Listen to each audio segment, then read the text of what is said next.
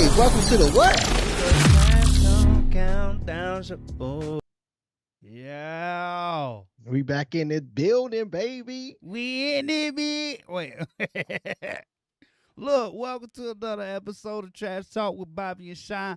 I am your marvelous host, Shyne. Up above me is the guy who works for me, the guy who gets my coffee. I forgot your name again. What's your name again, buddy? I'm that dude. I'm Bobby. that dude. That's all you need to know. I'm that dude. I just need y'all to know the disrespect I got hit with the last time I let Bobby do the announcement. Hey. I'm your marvelous host, Bobby, and this is my co-host. Somebody's still feeling a little salty about that. Tell us bit. 2 weeks ago, man. That's a long Little time bit. ago, buddy. A little That's a salty, long but time guess what ago. we're going to do today? We're going to do A a lot of living. A lot of living. Hey, look, we got a show. We got next a, week. We got something next week. UFC 269. Yeah, buddy. So you we know got what it is. it's something. Yeah, it's a card. We gonna talk about it in the card. first. It's a card. It's a It's card. a card. It is a card. Yes, sir. That's my baby. We got UFC 269 coming up. Gonna talk a little bit about the main event and the disrespect. We gotta talk about the disrespect. Oh yeah. BKFC coming up. Oh, Taylor in the building. Taylor in the building. Boxing. Boxing got real interesting. So we gonna talk a little bit about that too. Yeah, Jake Paul, baby. I knew you were gonna say it. I knew you were gonna say it. Got some boxing coming up, a little boxing coming up too. And then got some other news, probably some fantasy football going on for you. I ain't gonna make the playoffs. Guess who knocked him out? But we gonna get to that. But look, let's get started with round number one. All right, let's start the show off UFC 269, man. I just want to let you know that I am not as excited as most people are about this card right here, but we do have 2 championship fights on the card. I think this is the last card of the year right here, is it not? There's a big fight card. night. I'm talking about big card. UFC 269, the is big it? card. Yeah, it's the last big card. It's a big card. Yeah, The week after. big things popping.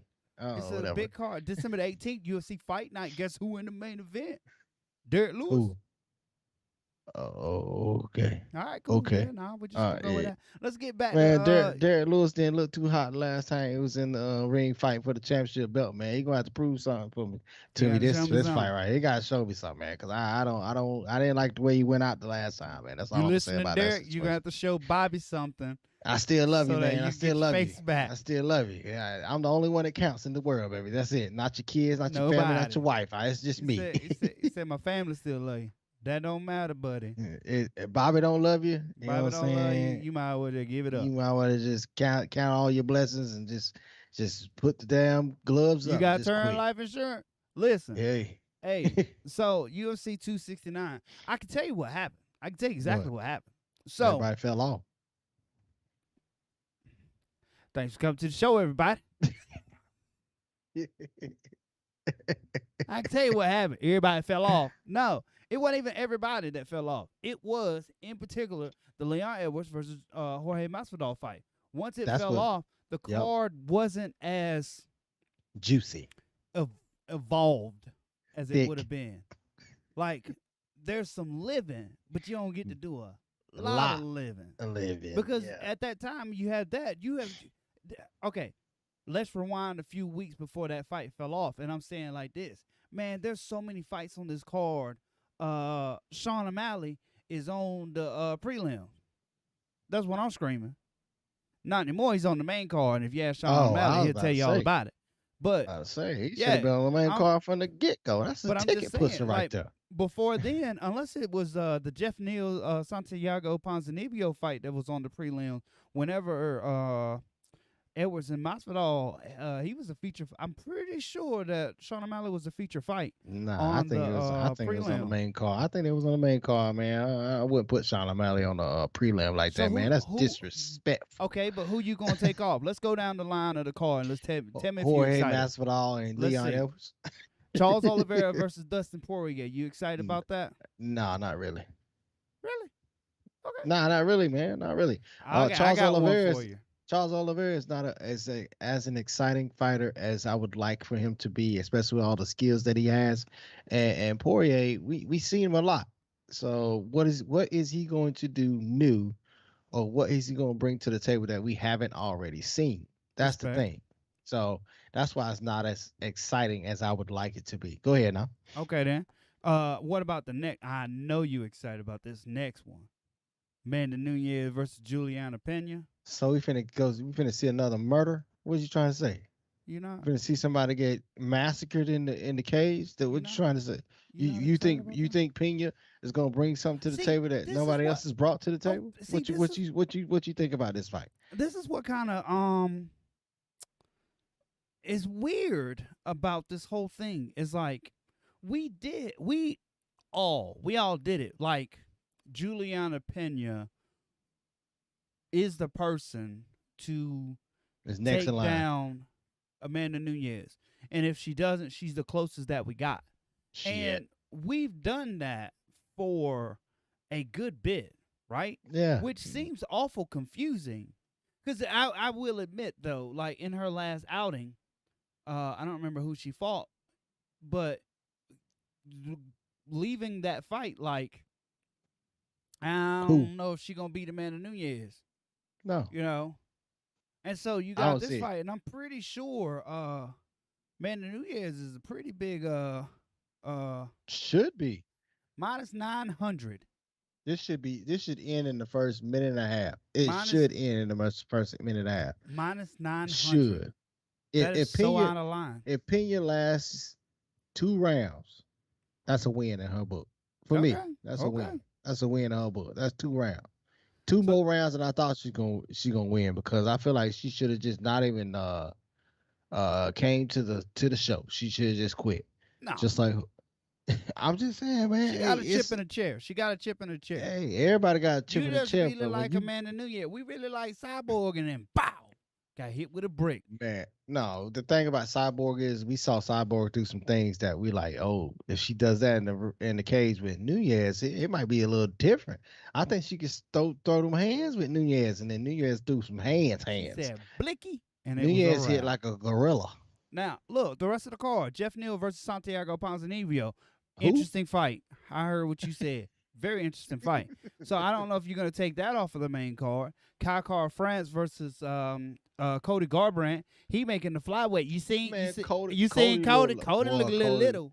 Cody look like a twig, man. Hopefully it didn't drain his power, man, because them hands is one thing he relies on, man. Hopefully it don't drain his power. Here's the thing was maybe not the worst. With that being said, Jose Aldo looked bad for his weigh-in at 135. Yeah. Did not perform bad at all, and showed the best cardio that we kind of seen. So not that bad. And then after that, you got Sean O'Malley versus I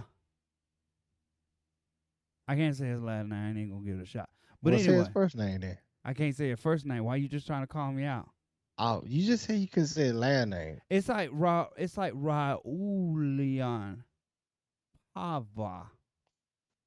Raulian. Hey, folks, don't get on me now. Get on Shyne, because Shyne is butchering names tonight. I usually practice it like I get but anyway, Sean O'Malley. So here's the thing: if he was a prelim main event, then that would have been pretty good. But the prelim main event is Dan Ige versus Josh Emmett right now. Dominic Cruz is on this card. Ain't nobody talking about it. Tai Tuivasa is on the card. You know who is talking about Dominic Cruz on this card? Sean O'Malley. Sean O'Malley. And he said he on the main card. Dominic Cruz on the prelim. Yeah. Eric Anders is fighting. Ryan Hall fighting. Eric Anders is fighting. Oh shoot! I seen him in person. That's a big dude. That's a big dude. That's a big dude, man. He hard too. Ryan Hall fighting. Jillian Robertson fighting. It's not a bad card, but as soon as they lost Leon Edwards versus Jorge Masvidal, the whole thing changed. Yeah. Even though we knew, or we had a feeling what the outcome would be between the Leon Edwards and Jorge Masvidal fight, it still was just as interesting just to be on the main card so that we can tune in and watch all of these electric fights. Before we get into Oliveira versus Poirier, man, I gotta ask you a question. There's two fights that I'm really interested in besides the Oliveira and Poirier fight. I want to know who you got winning those fights. Who you got really in the Sean O'Malley fight? I'm not even gonna say last night. And then who you got winning the New Year's fight? Nunez. But the rest of the fights are super interesting. Look, hold on. The rest of the fights are super interesting. But hold on, before we get any further, who you got winning? No, we talking about that next. Let's get to the next one. My bad. That's why you did that.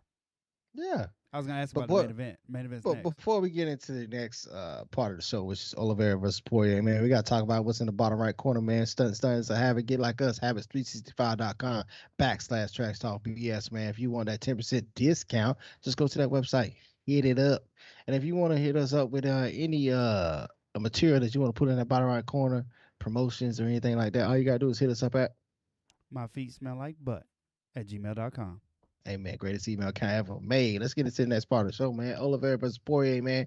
Hey, you mentioned something at the start, man. You mentioned something about some disrespect. Before we get into the disrespect, man, how do you feel about this fight as a whole?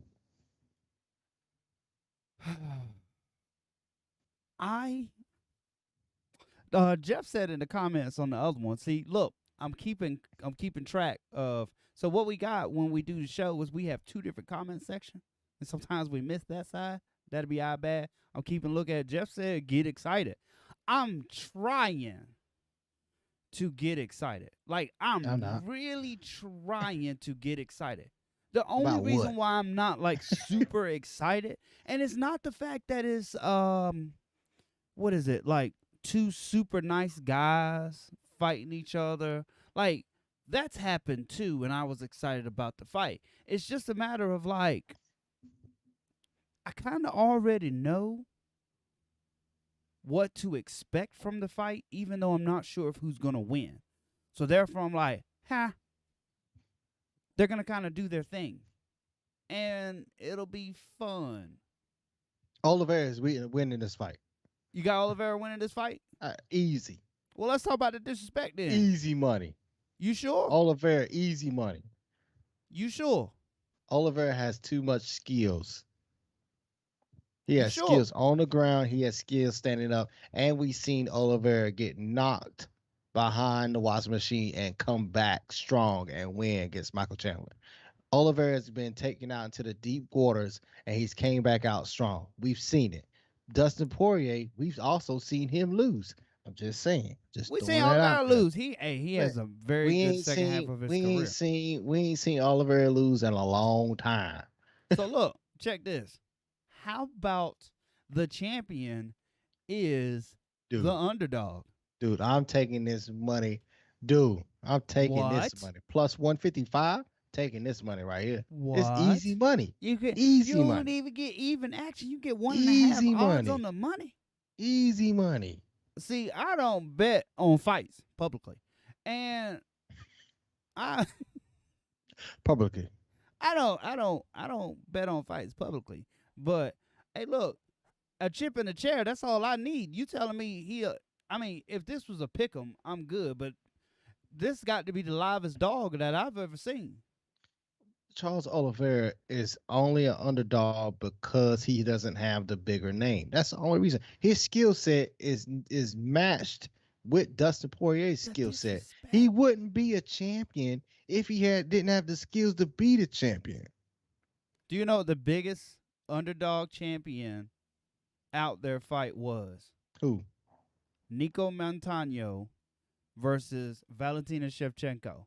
Because remember, I think Valentina wasn't on the show.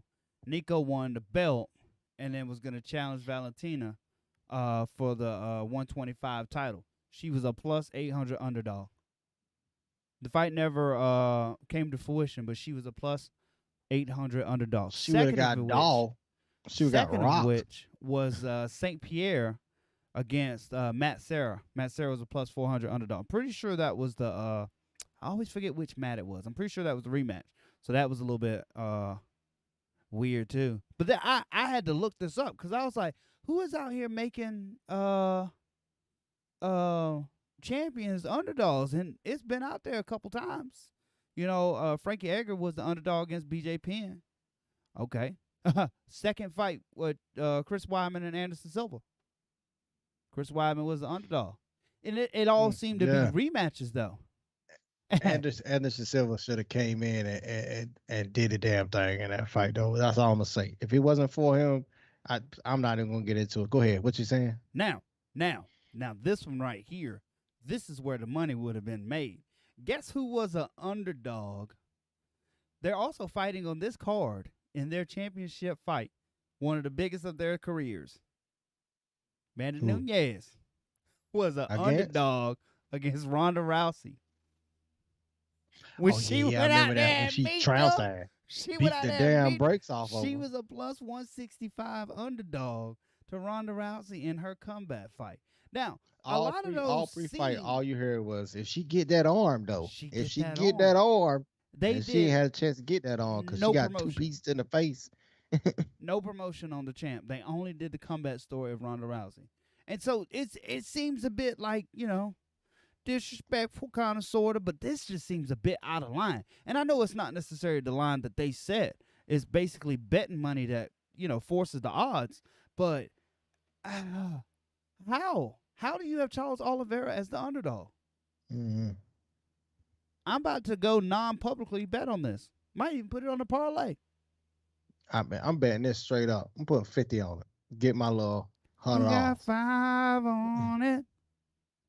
Hogan on that and do it. What you got on this fight? Who you got winning? Man, I got Charles Oliveira, man. I got an easy fight, man. I know people look at this fight and they're gonna say, hey man, Dustin Poirier gonna come in and put them hands on him. And Dustin Poirier has been in the game for a long time and he has skill sets not only standing up but also on the ground.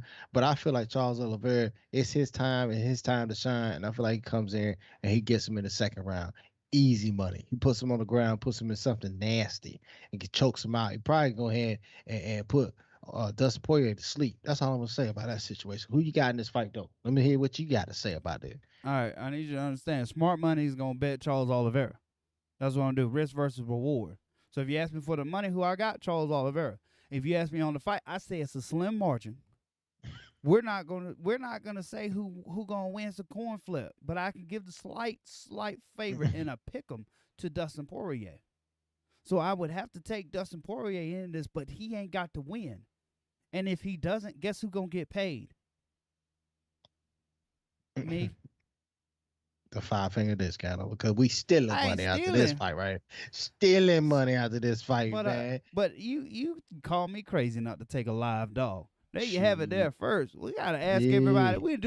This is what we're going to do next big fight. If they put on another big fight, we're going to put the picks out a couple days before. Get most of the people to pick, and then we'll look and see what everybody's picking. We'll put the question out and then bring the question on the show. Talk to everybody about it. Cool. Let's do that. Let's do that. Talk to you. Let's do that. Let's get into the next part of the show, man. Next BKFC, part of the show, man. baby. Before we get there, man, we got to talk about what's in the bottom right corner, man. Starting as a habit, get like us, habits365.com, Black Sass, Trash Talk, BS for a 10% discount on all apparel. If you want your logo in the bottom right corner, all you got to do is hit us up at myfeetsmelllikebutt@gmail.com. Hey, man, greatest email account ever made, man. Let's get into the next part of the show, man. BKFC, man. They got a card coming to Tampa near me. Down the road, Hard Rock Send location. Casino.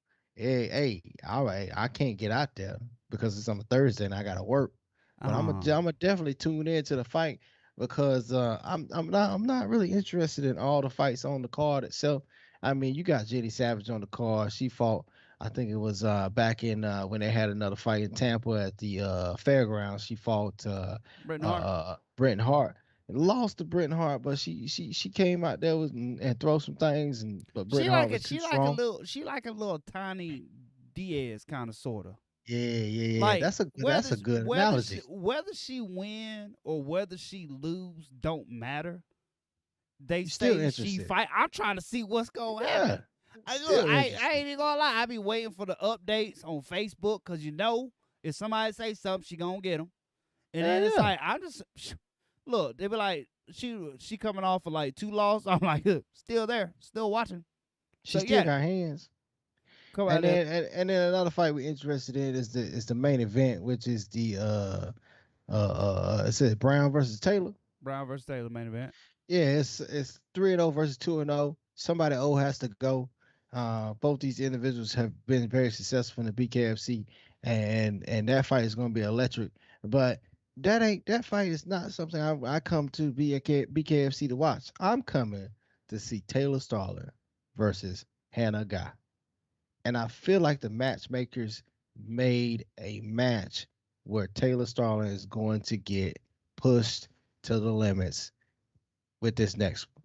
That being said, it's Hannah Guy's first BKFC experience. And as we all know, when you come into a new realm or new world, and it's a little bit different than what you're accustomed to, there's no grappling, there's no ground and pound, there's standing and banging. Toe the line, throw them hands. And over them hands, you ain't got nothing but bare knuckles.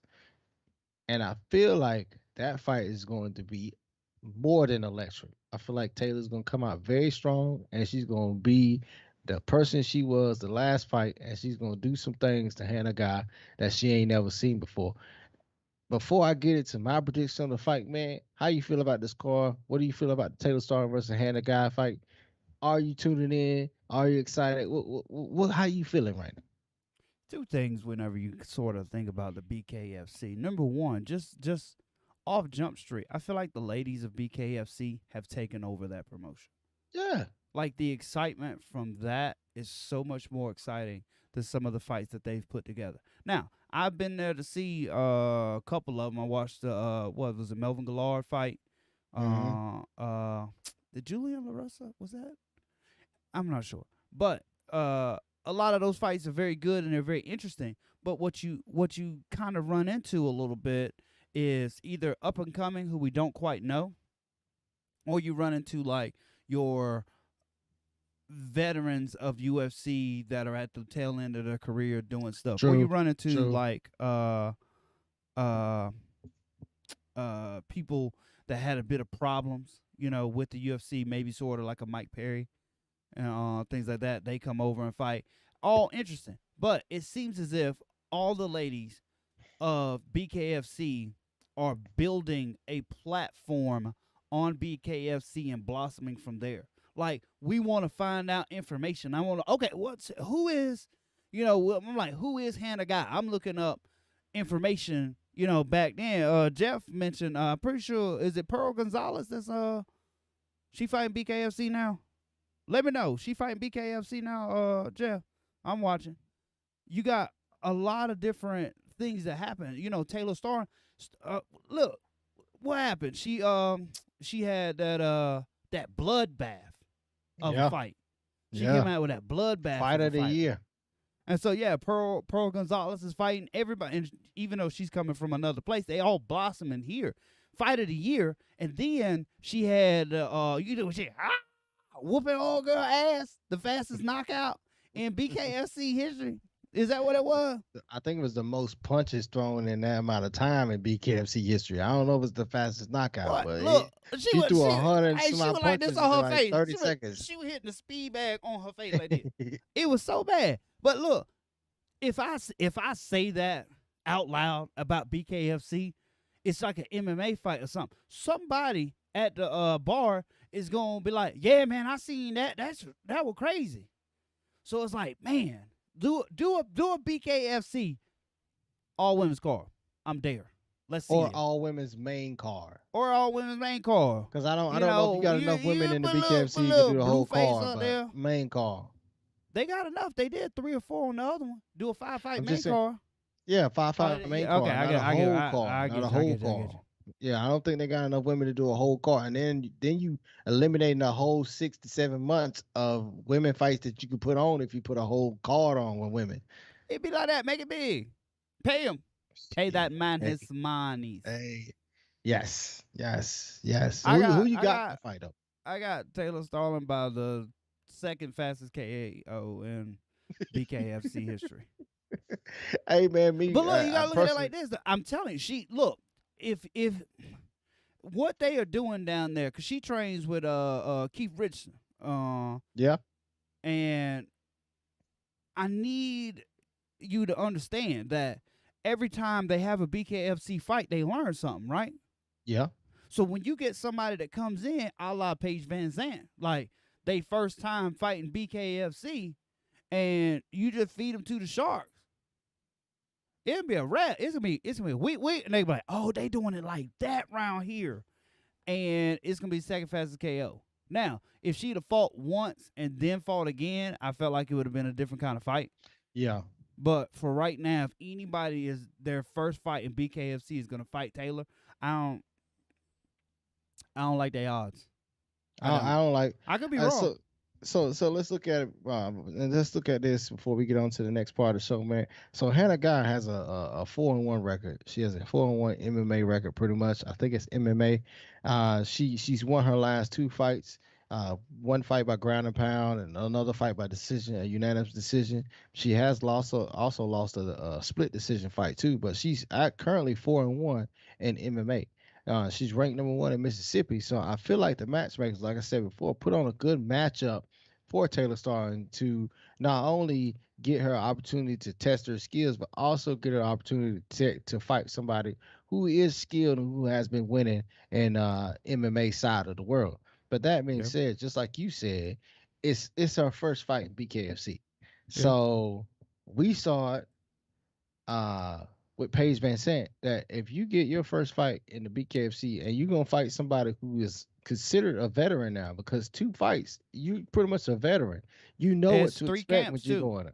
Yeah, you know what to. Yeah, you know what to expect. She's been in camp for a while because she was supposed to fight old girl that didn't make weight. She didn't make weight. I'm pretty sure they ended the camp. They ended the camp. Scared. So she made it to the scale, making 125. Yeah. And then you got now. Look, I'm not. Look, okay. I don't want to go back and say like, oh man, it's gonna be completely lopsided. I understand that. You know, you got Hannah Guy in MMA. She beat Valerie Laredo. I just saw that, which is a very quality win. You know, but this BKFC. That's all I gotta say. This is bare knuckle. They've proven that it's totally different. And so it's like, unless where's she trained at?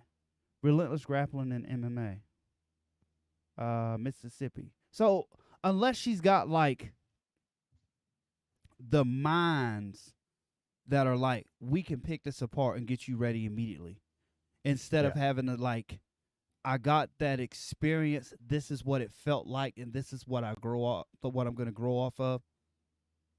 I feel like I don't know. I feel like it's going to be overwhelming at first, and then it's going to get out of control and spiral quickly. And that's how Taylor won the last fight. It was one of those things where when she got in the ring with her opponent, she hit her with a couple punches in the face, and she startled and broke something. Then all of a sudden, her opponent was on defense the whole rest of the round. And as you know, when you're not throwing anything back or trying to block everything, and what you blocking is hitting you in the face, the fight's gonna get stopped. So I feel like Taylor's gonna come in, try to do the same thing. Here's how it turns out right here. If Taylor comes in, does the same thing she did the last fight, which come out very strong and try to knock her out in the first minute and a half. If Hannah Guy can stay in it for 2 minutes, then we know she prepared, and then we're gonna have a fight. Tread past that barrage of just constant punching in those first 2 minutes, I feel like she may have a chance. But that being said, Taylor Starling is very strong. She's been training for the last 6 months for this fight. And when you training for something for so long, you have that grit and that determination to get in there and get it done. I feel like Taylor comes in there and gets it done in the first minute and a half of the first round, knocks Hannah Guy out. I don't even know if she's out. I think she might throw so many punches in a guy's face that the referee says, we got to stop this because you can't take no more damage. But this is gonna be a good fight card, man. I'm gonna tune in to watch 3 out of the I think it's like 12 or 13 fights. So as you know, when you watch a BKFC card, you never know who's gonna excite you.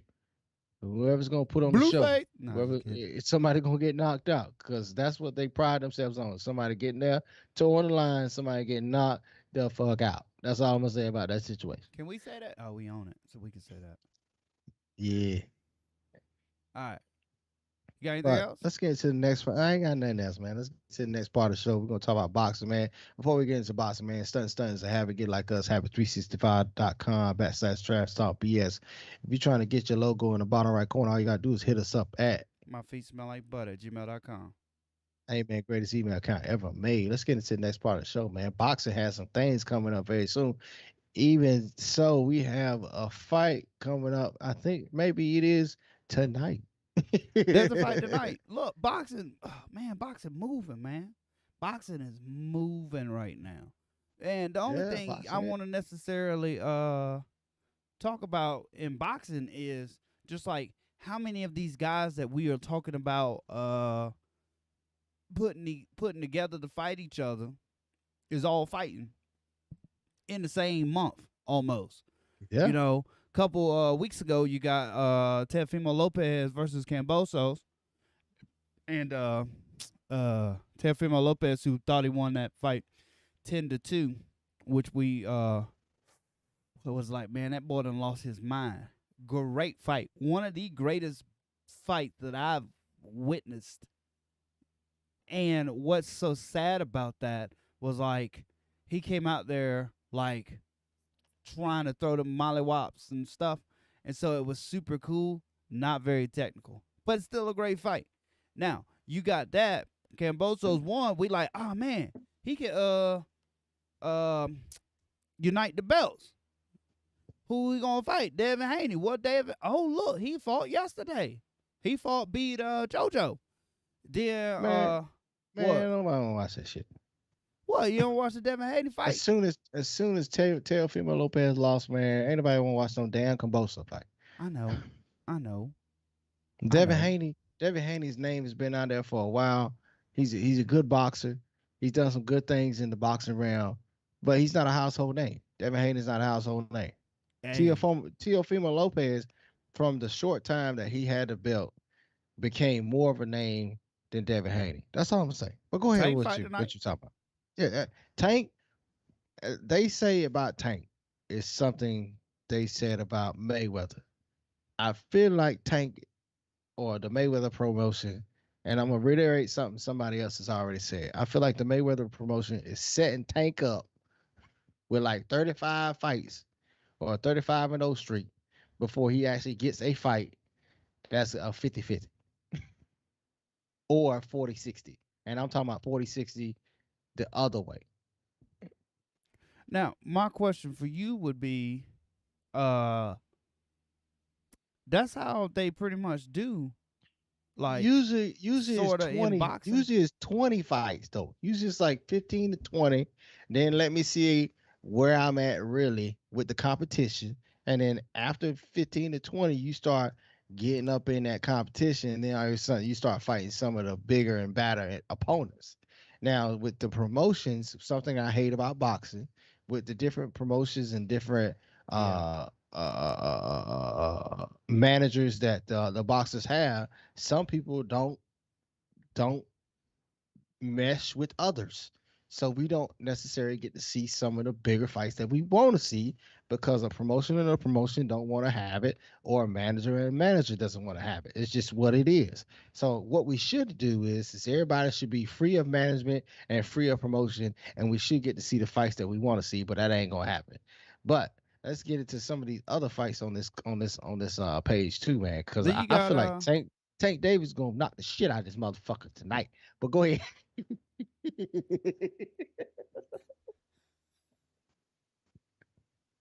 Just saying.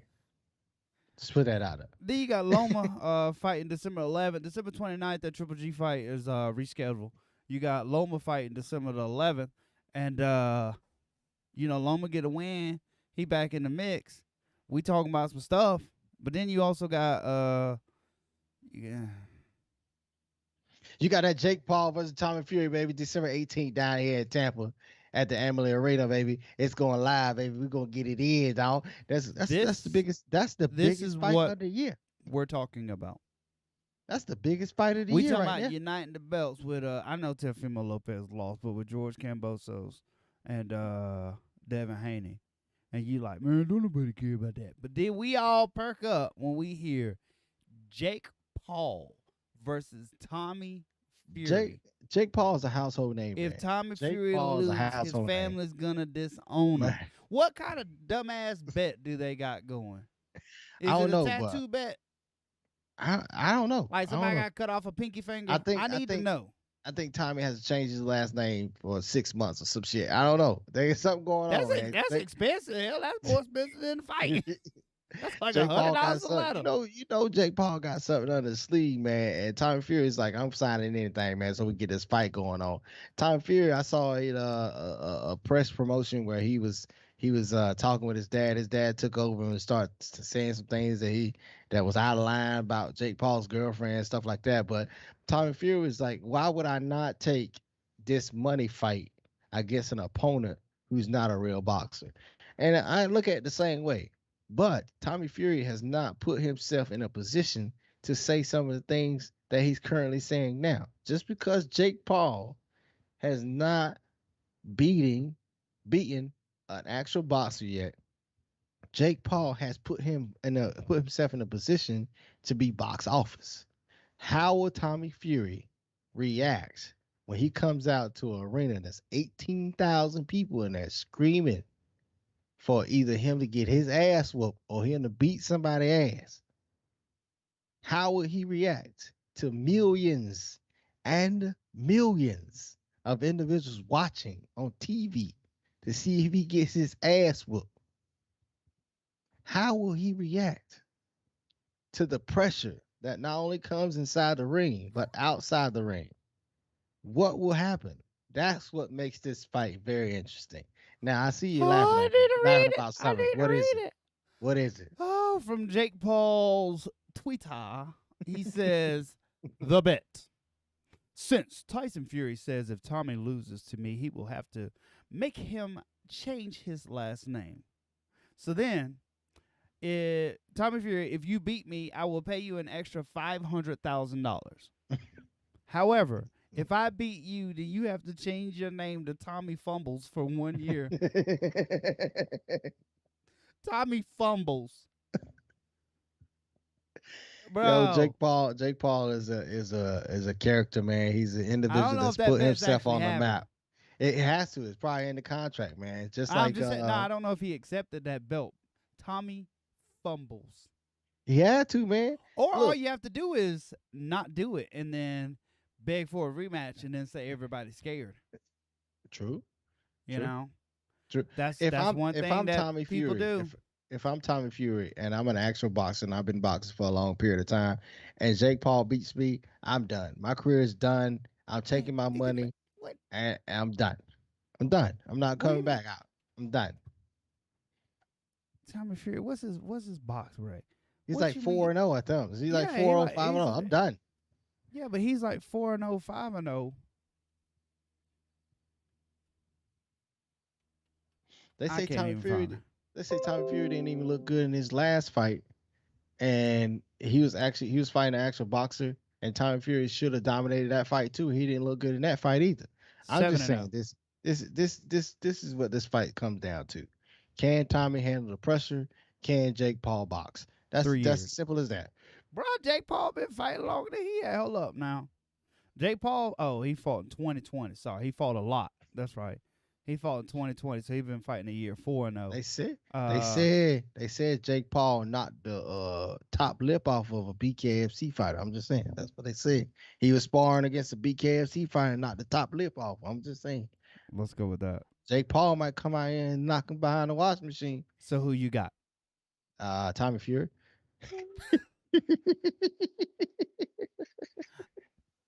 I just need you to know. I ain't stupid.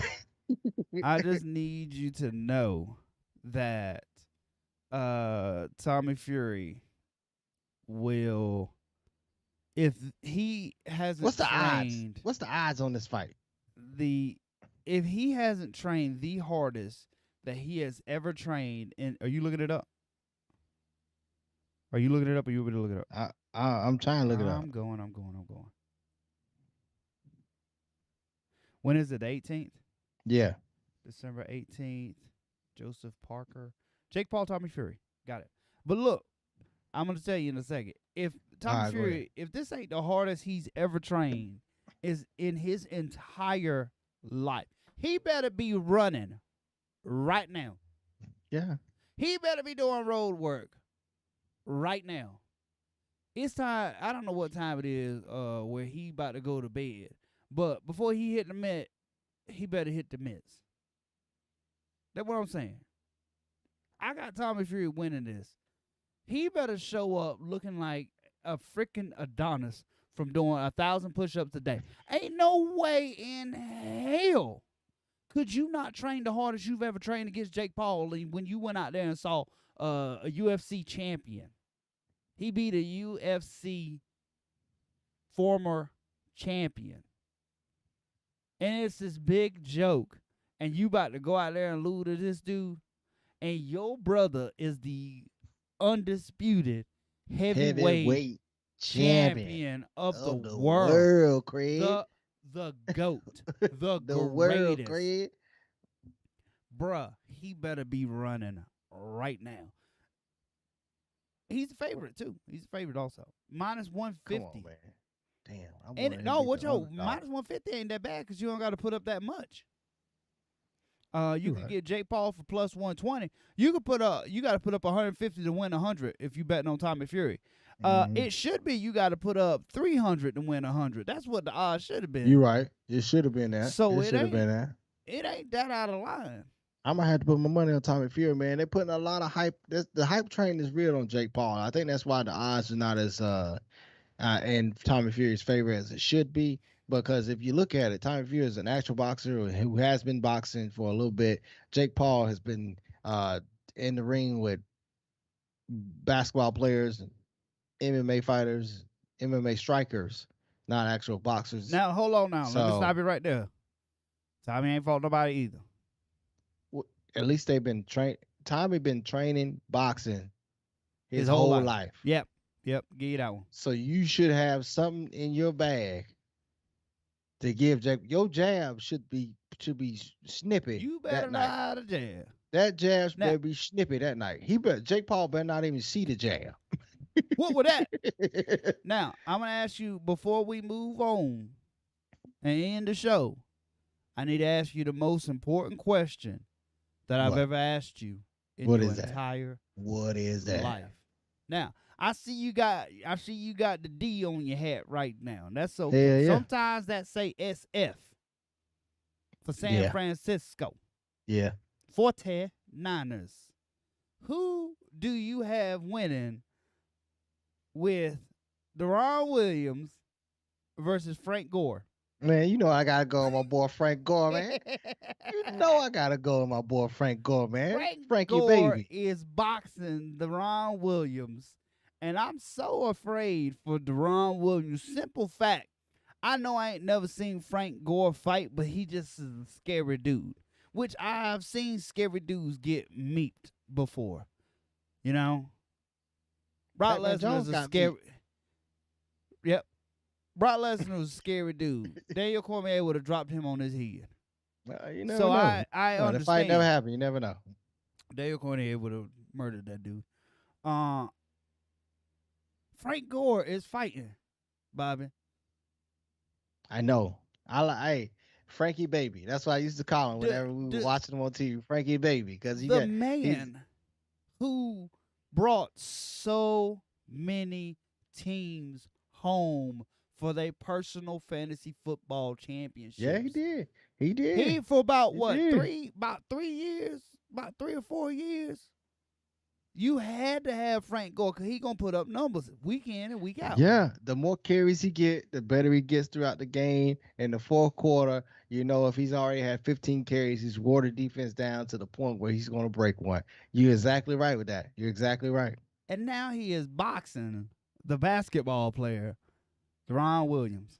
So the fun fact about Frank Gore before we get into other news. Frank Gore has been boxing in the offseason or was boxing in the offseason to train for the football season. So it's not like Frank Gore has just got in the ring. Yeah, he's not going to go out there like Dave Robinson. Yeah, he ain't just got in the ring just after his career just to stay in shape. This guy was in the ring beforehand trying to be in shape for the season. And boxing was one of those sports that when you get into it, it gives you the endurance so you can last throughout the whole game, which I think helped them build momentum throughout the game to the point where in the fourth quarter, he was a lot more fresh than those that were on the defensive side. So that means sometimes when you see Frank Gore in the earlier part of games, he was not as effective as he was in the later parts, but you just had to get that locomotive machine carries after carries after carries, and then all of a sudden in the fourth quarter, he can carry you home. So I feel like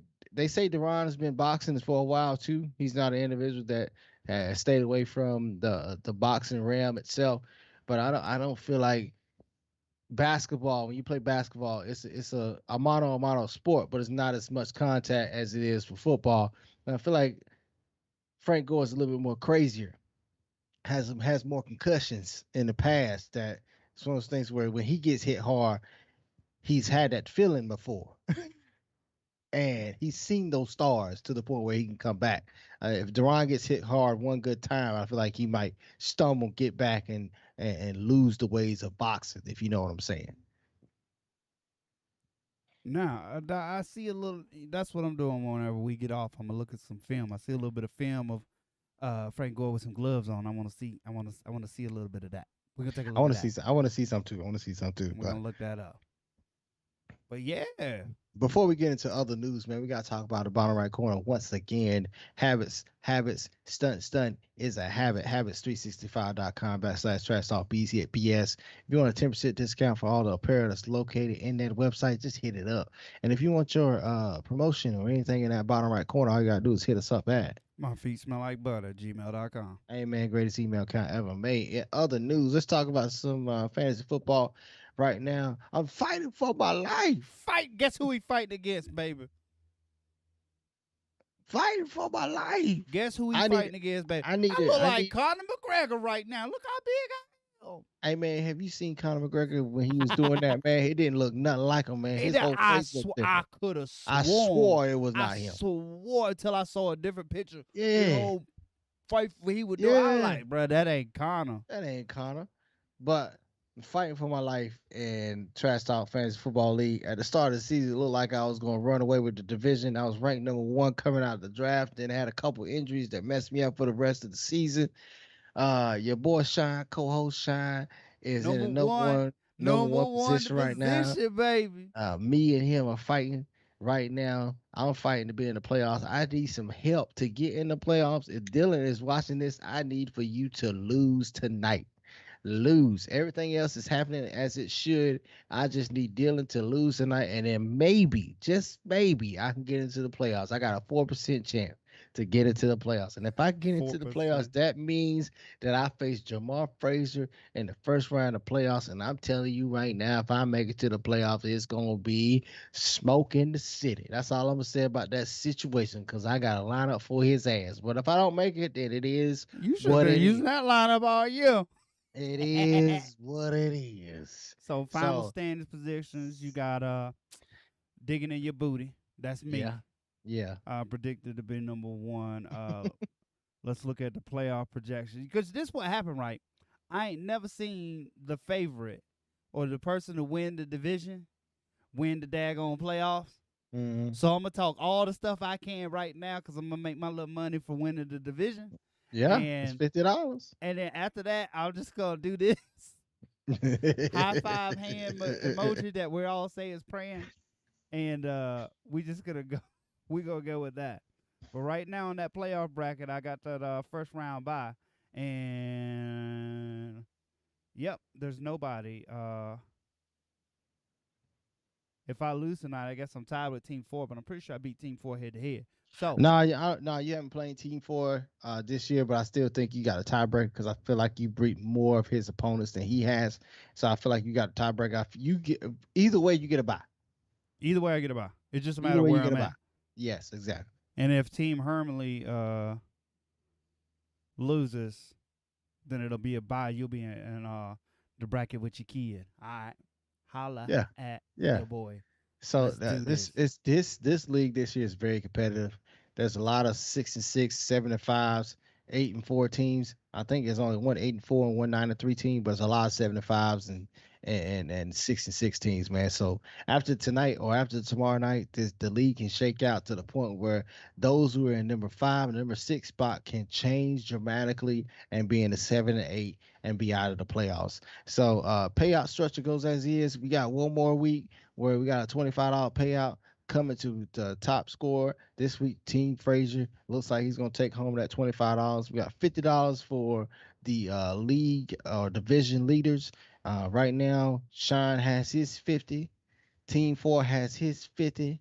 And then Team Frazier might have 50 as well too, depending on what happens tonight. If his opponent can come back from like 100 points and beat him, then we might have a different individual in the top spot in that division as well. But we got $100 going to second place, and then big old $600 going to the first place winner of this year's Trash Talk Fantasy Football League. I feel like this has been a successful season, even though my team hasn't produced the way it should. We were a second place team last year. We didn't win it this year, but we were second place last year. We're gonna come back strong next year if I don't make it to the playoffs. So I'm giving my speech now. But if I make it in the damn playoffs, I'm telling you right now, I'm gonna make some trouble.